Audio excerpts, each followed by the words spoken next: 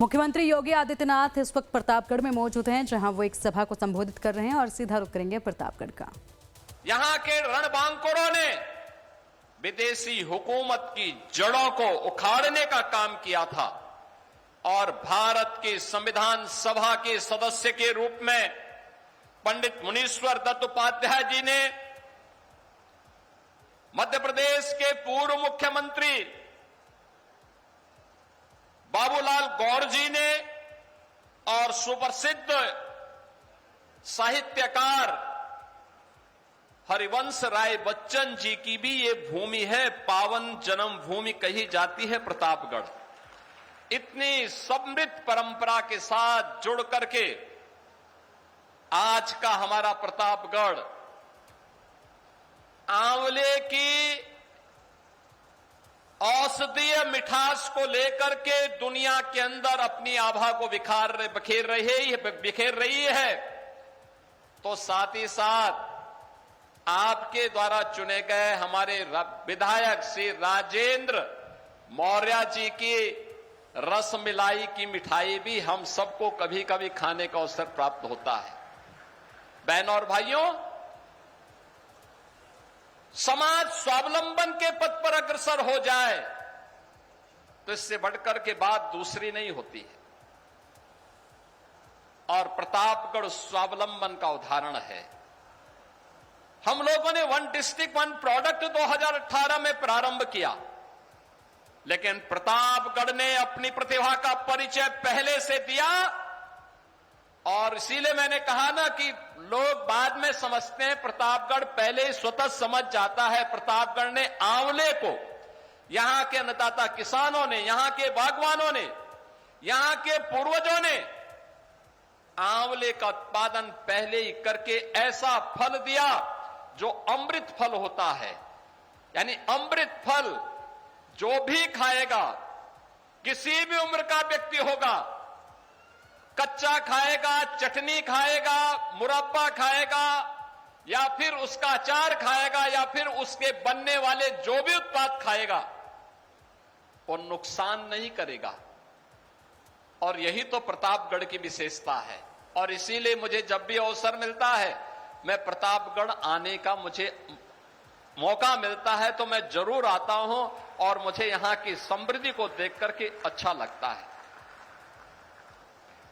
आज मुझे इन दो विधानसभाओं से जुड़ी हुई परियोजनाओं को लेकर के यहां आने का अवसर प्राप्त हुआ है। और मैं देख रहा था, पिछली बार मैं आया था तो राजेंद्र मौर्य जी बहुत नाराज हो रहे थे, ये काम नहीं हुआ, वो काम नहीं हुआ, वो काम नहीं हुआ। हमने कहा भी देखो, ये सब काम होंगे, बस एक दिन आप अपनी रसमलाई खिला दीजिए, बाकी तो अपने आप सारी चीजें आगे बढ़ती जाएंगे। और आपने देखा होगा, अब वो कहने लग गए ये काम हो गया, वो काम हो गया, वो काम हो गया, वो काम हो गया, सारे काम हो गए हैं। और उन्होंने गिनाना शुरू किया। जब उन्होंने भी और जीतलाल पटेल जी ने जब गिनाना शुरू कर दिया, ये होती है एक जनप्रतिनिधि की यात्रा। कैसे वो जनप्रतिनिधि जनता के लिए समर्पित होकर के विकास की योजनाओं को जमीनी धरातल पर उतार करके उनके जीवन में परिवर्तन लाने का कार्य करता है। आज हमारा प्रतापगढ़ जनपद उसका उदाहरण बन रहा है। बहनों और भाइयों, इसके लिए जनप्रतिनिधियों को प्रयास करना होता है। उस प्रयास का ही परिणाम है। कोई 17 के पहले सोचता था कि प्रतापगढ़ में मेडिकल कॉलेज बनेगा। आज प्रतापगढ़ में यहां पर डॉक्टर सोनेलाल पटेल जी के नाम पर एक भव्य मेडिकल कॉलेज प्रतापगढ़ के पास, और आज हम लोग शिलान्यास कर रहे हैं नर्सिंग कॉलेज का भी। अब यहां की बेटियां नर्सिंग की पढ़ाई इसी मेडिकल कॉलेज में करेंगी, और देश और दुनिया के अंदर नर्सिंग के क्षेत्र में अपनी सेवाओं के माध्यम से आरोग्यता के लक्ष्य को प्राप्त करने में अग्रसर होंगे। प्रतापगढ़ के अंदर होगा।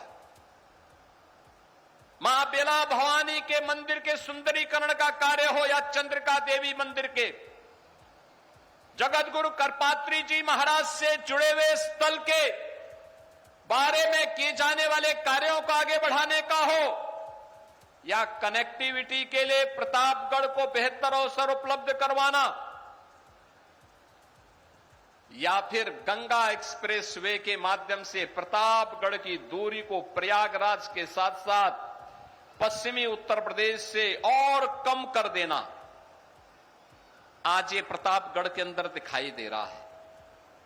बहनों और भाइयों, इंफ्रास्ट्रक्चर जितना मजबूत होगा, आपकी गति जितनी तेज होगी, याद रखना प्रगति उतनी ही आगे बढ़ती हुई दिखाई देगी और यही प्रगति आपकी समृद्धि का आधार बनने वाली है। और इसीलिए डबल इंजन की सरकार ने प्रधानमंत्री मोदी जी के मार्गदर्शन और उनके यशस्वी नेतृत्व में उन लक्ष्यों को प्राप्त करने की दिशा में प्रयास आज हम सबको हर जनपद में देखने को मिलता है। प्रतापगढ़ आज से 9 वर्ष पहले, 10 वर्ष पहले एक पिछड़े जनपदों में इसकी गिनती होती थी। लोग बोलते थे प्रतापगढ़ में होगा नहीं जी, कनेक्टिविटी नहीं है, बुनियादी सुविधाएं नहीं है, सड़कें नहीं है, आवागमन के साधन नहीं है। यहां का आंवला दम तोड़ रहा था, लोग हतोत्साहित थे, जिससे बात करो हतोत्साहित था। लेकिन आज कोई व्यक्ति हतोत्साहित नहीं है। आज सरकार का प्रोत्साहन है तो उसके मन में उत्साह है, उज्जवल भविष्य की एक बेहतर आशा है।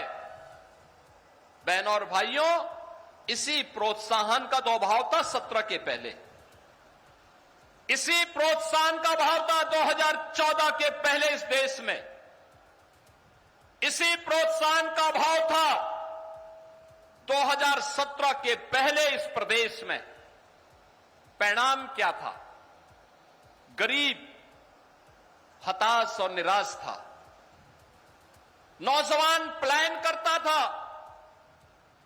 अन्नदाता किसान आत्महत्या करने के लिए मजबूर था, बेटी और बहन असुरक्षित महसूस करती थी, कोई पुरसा हाल नहीं था, कारीगर बेरोजगार था, कहीं पर भी कोई किसी के लिए आशा की किरण नहीं दिखाई दे रही थी। यही अंतर आया है।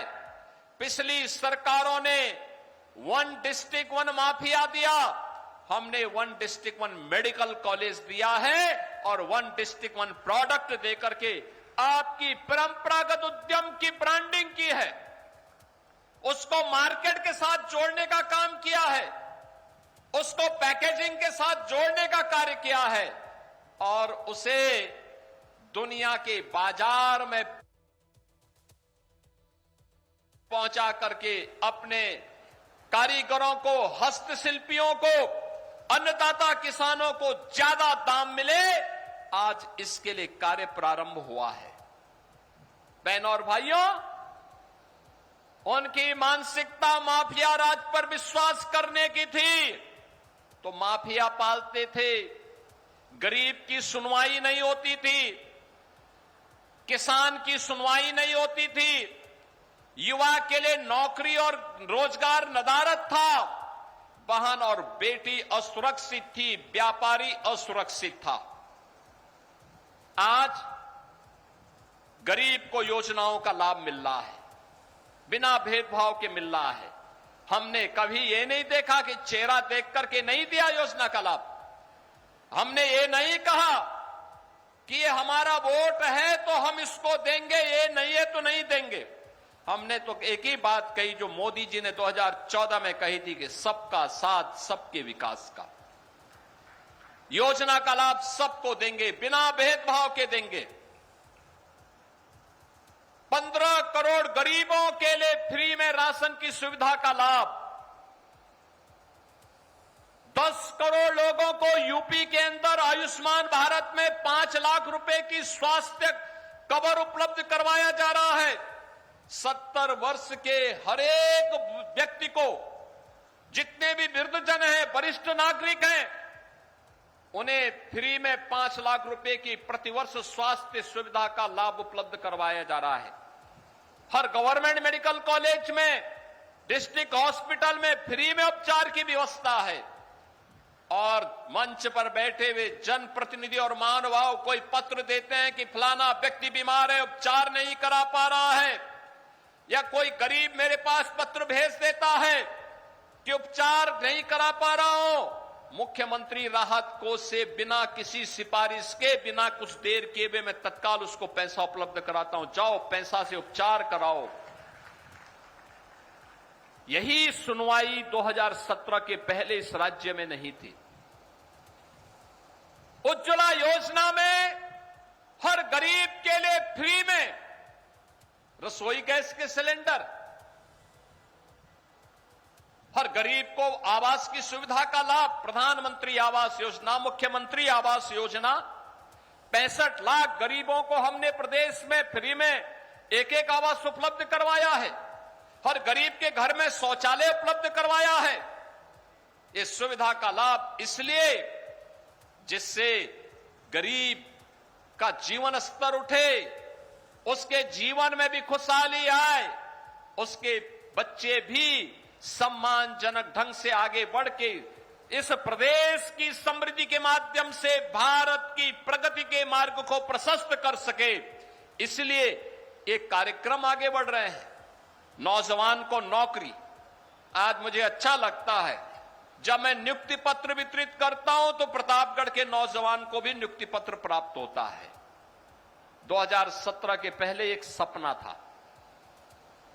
हमने जब प्रदेश में पुलिस भर्ती किया, पुलिस की भर्ती में 60,000 भर्तियों में मैंने देखा प्रतापगढ़ के अंदर के भी सैकड़ों बच्चे प्रतापगढ़ के जनपद के भी यूपी पुलिस में भर्ती हुए। हम Uttar Pradesh public service commission का परिणाम देखते हैं तो मुझे अच्छा लगता है, प्रतापगढ़ का नौजवान भी आ रहा है। अधीनस्थ सेवा चयन आयोग या शिक्षा चयन आयोग, जब भी कोई परिणाम आता है प्रतापगढ़ के नौजवान भी उसमें स्थान प्राप्त करते हैं। बहनों और भाइयों, पहले यही नौकरी पर, इन नौजवानों की इस नौकरी पर सेफई, घराना डकैती डाल करके इसकी नीलामी करता था और गरीब का बच्चा, होनहार प्रदेश का नौजवान इन नौकरियों से वंचित रहता था। तो जब नौजवान वंचित होगा, वो पलायन करेगा तो दुर्गति तो तय है।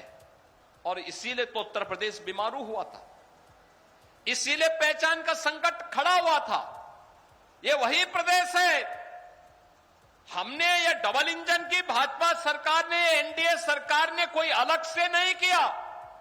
तंत्र वही, लोग वही, राज्य वही, केवल कार्य करने की स्टाइल बदली है, कार्य करने की स्टाइल। हर गरीब को उसका हक मिले, हर नौजवान का रोजगार पर अधिकार है, हर अन्नदाता किसान को शासन की योजना का लाभ मिले। आपने देखा होगा अन्नदाता किसान को प्रधानमंत्री फसल बीमा की योजना हो, प्रधानमंत्री कृषि सिंचाई की योजना हो,